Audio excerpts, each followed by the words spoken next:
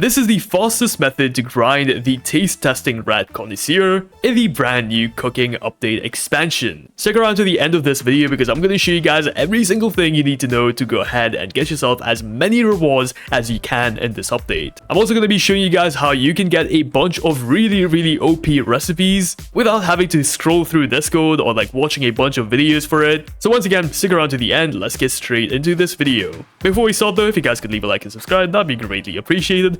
Let's start. Okay, so here we are in the game, and as you guys can see, the expansion is finally here. And today I'm going to be showing you guys how you can go ahead and get yourself all of these rewards really quickly. I mean, let's be honest, the only rewards we really care about is the new connoisseur chest. Because inside of this chest, we have the new two really good items, the king cabbage, and of course the lobster thermid. And I can't lie bro, the lobster is looking very good. This guy every 15 minutes has a 20% chance for a nearby fruit to become molten, and it also has a 10% chance for a fruit to become meteoric every 30 minutes. For those who don't know, these are both admin mutations. Well, not anymore because you can now get them in-game, which is pretty cool. So the meteoric mutation has a times 125 money multiplier, and the molten is slightly worse with a times 25, but it's still really good. Okay, enough yapping. How do you actually go ahead and get it, and what is the best method to actually get these? Well guys, getting this is actually not as hard as doing this event in my opinion. In this event,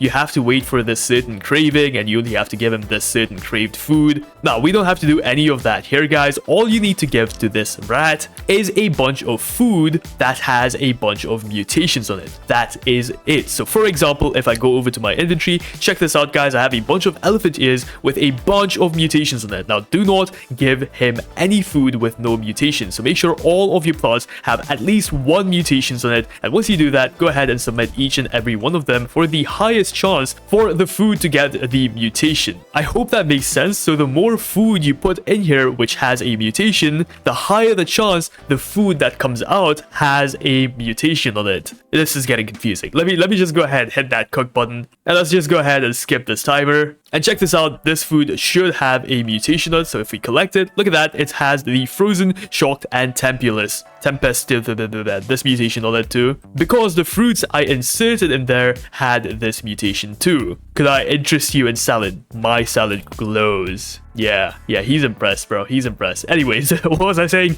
So yeah, basically you want to go ahead and give him food that has a mutation on it, and once you do that, check this out, he's gonna be like yum, that's very nice, and he's gonna give you an option to pick from whatever you want. Now of course, the more mutations your food has, the rarer items you can get. As you guys can see, I got the bitter melon, which is one of the rarest items you can actually get out of this entire thing. There it is guys, bitter melon is the rarest thing, and we actually got the bitter melon and the prickly fruit. So yeah, the more mutations you have on the food you give to the rat, the better the rewards you get. I hope that makes sense. So now let's come to how you can actually go ahead and grind this entire thing out. So guys, recipes as far as I know right now in the testing servers do not matter. So what you can do is just spam plants in your garden. Like any plants matter guys. I have a bunch of elephant ears, but you could just spam a bunch of tomatoes. Bro, it literally does not matter. And once you spam a bunch of tomatoes in your garden, you simply want to wait till they have a bunch of mutations on them. Now once again, as I mentioned before, you need to have mutations on each and every fruit you're actually using to cook for this guy. Because the more mutations you have, the higher the chance the food has the same mutation. So yeah, just go ahead, plant a bunch of tomatoes, wait for a bunch of mutations on said tomatoes, and once your tomatoes are nice and mutated, you simply want to go ahead and collect them, go back right over here, and just submit all of these. Once again, make sure they have a bunch of mutations on them. And yes, size does not matter, rarity of the plant does not matter, none of that matters guys. All that matters is the mutations you have on your plants. It could literally be any mutation you want. Just make sure that the higher tierity the mutation is, for example shocked, the better the reward you get. The lower tierity the mutation is, for example frozen, the worse the reward you get. So let's go ahead and hit cook, and once again, check this out. We got a very cool little salad. Let's go ahead and give it to him and let's see what he gives us. And yeah, check that out. He gave us some high tier rewards once again. Additionally, if you have a bunch of extra soup, what you can also go ahead and do is you can go ahead and submit the soup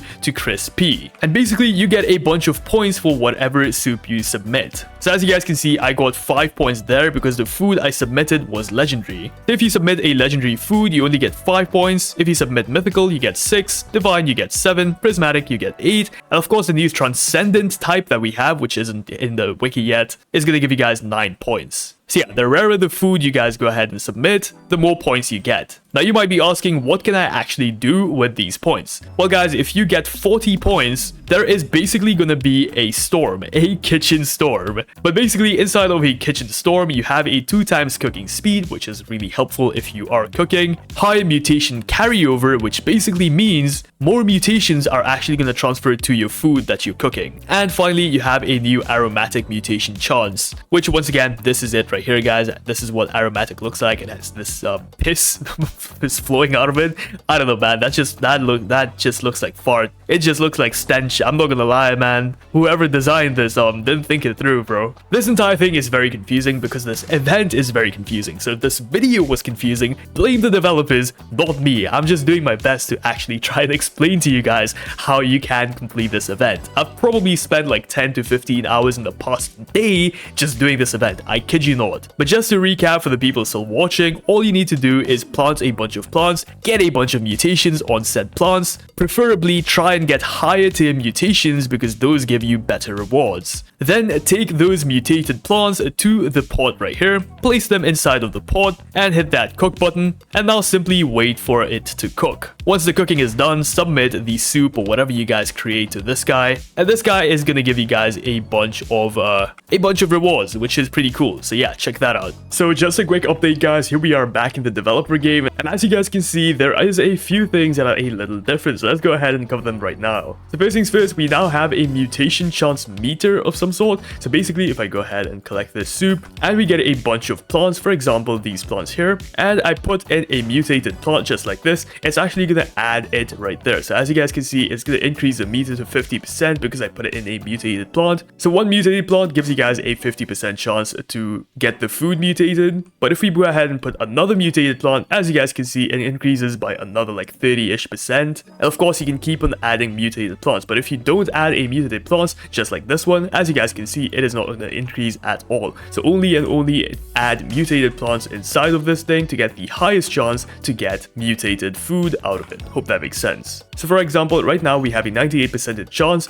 to get a mutated food. So let's go ahead, hit that cook button, and I'm just going to skip this for the sake of this video. And check this out, guys. The food we should get out of this should be mutated. And yeah, look at that. It has the frozen, shock, sun-dried, and this mutation. Very cool. So yeah, I'm really glad they added this. It just makes things a lot easier to actually get mutated plants. Once again, it does not matter what mutation you get on your plants. Just make sure you have at least one mutation on it. Once you go ahead and give it to this guy, he is going to give you guys a random reward. There you go. Once again, I have no idea why every single update in this game is just gambling. But this update is quite similar to the last corrupted event update, the Kitsune quest, if I remember correctly. So yeah, this is quite similar to that. Let me know what you guys think about this. If there is a faster method, let me know in the comments down below. Anyways, if you guys found this video even just remotely helpful, like and subscribe because I am suffering because of the developers adding gambling to the game every single update. Please, can we get something different, guys? Anyway, leave a like, subscribe. I'll see you guys in the next one. Peace out.